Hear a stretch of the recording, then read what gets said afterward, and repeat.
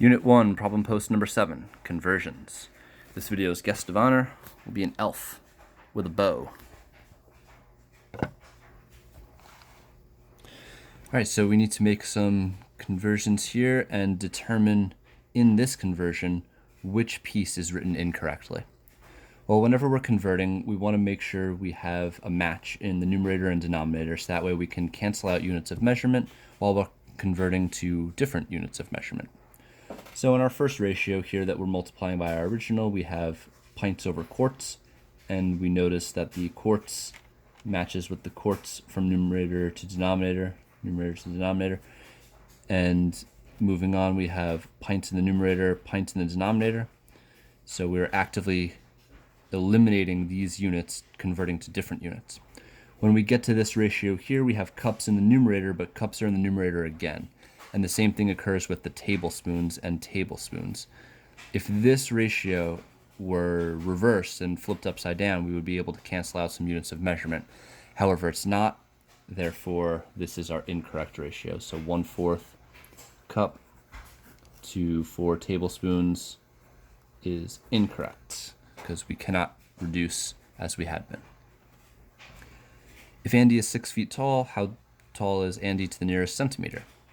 So we need to convert from feet to inches first, and then from inches to centimeters. We have our conversion right here. 1 inch is 2.54 centimeters. It's also important to know that there are 12 inches in 1 foot. So we'll start our conversion. We have our 6 feet, and we want to multiply this to convert to inches.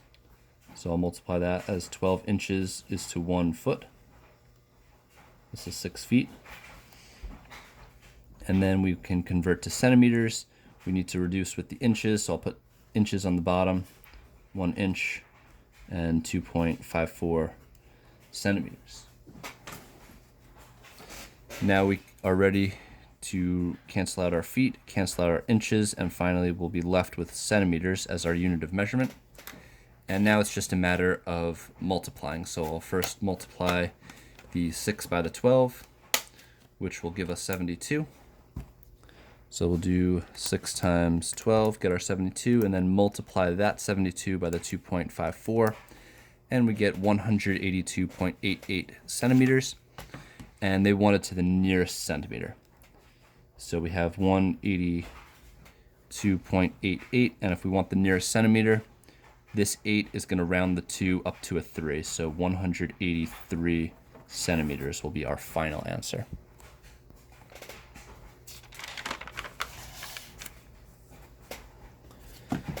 Okay, moving on to number 3, we have a bunch of different units of measure. 10 miles, 44,880 feet, 15,560 yards, and we want to know which of the following are at least 15 kilometers.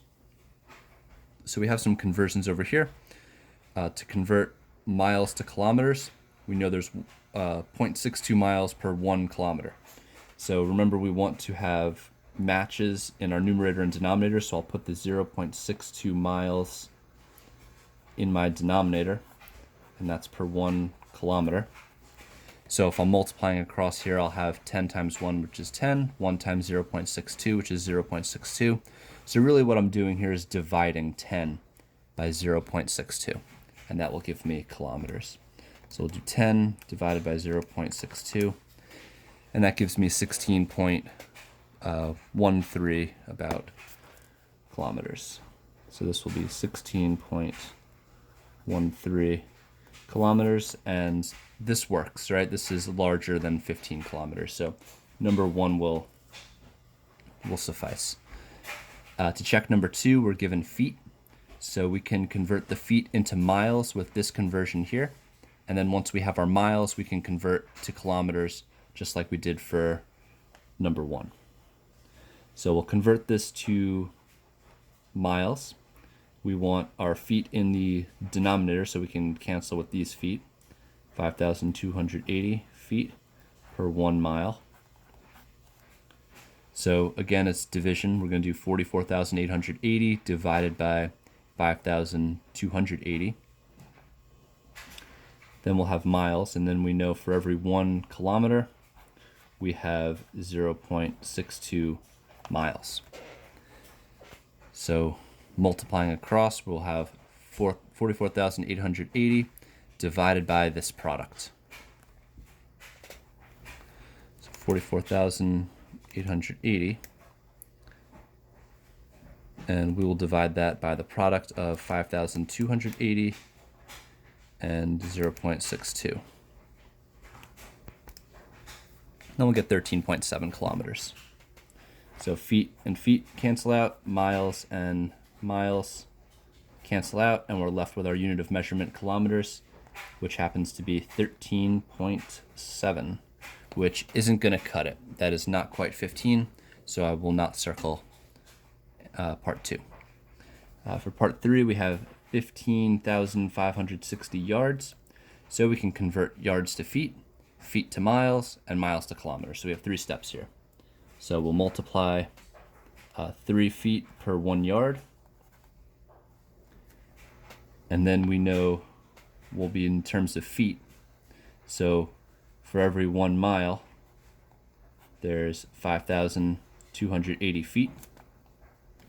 And then to convert to kilometers, for every 1 kilometer, we have 0.62 miles. Now notice with each ratio that I've set up, I've made sure that I kept my unit of measurements, my matching unit of measurements on opposite sides. One on top, one on bottom. When it comes to yards, one on top, one on bottom. When it comes to miles, one on top, one on bottom. As long as that's consistent, they'll reduce out and we'll be left with kilometers as our final unit of measurement. So let's do our conversion. So we'll have our 15,560. 15,560. We'll multiply that by 3. For our first part, we get our result, and then we can divide that by the product of 5,280 and 0.62.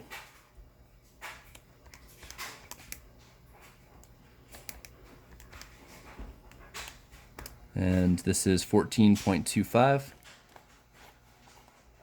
which again is not at least 15 kilometers, so I will not circle part 3, only part 1 gives us a distance that's larger than 15 kilometers.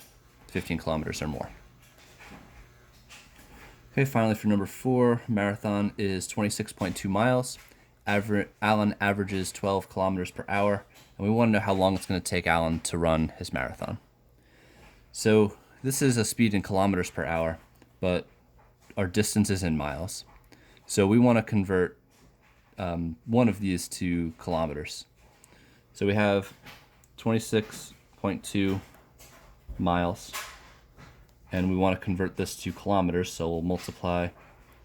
We have our conversion up here. For every 1 kilometer, that's 0.62 miles.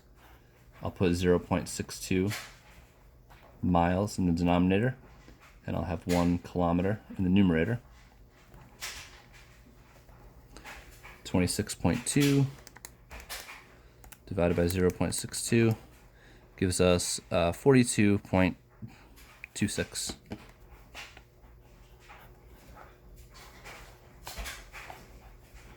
All right, so we're going a total distance of 42.26 kilometers.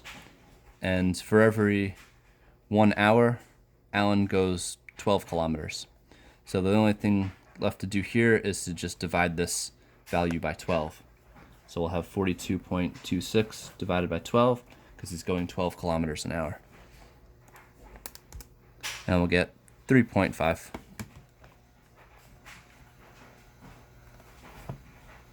So about 3.5 hours. 3.5 hours. So we could say 3 hours and 30 minutes.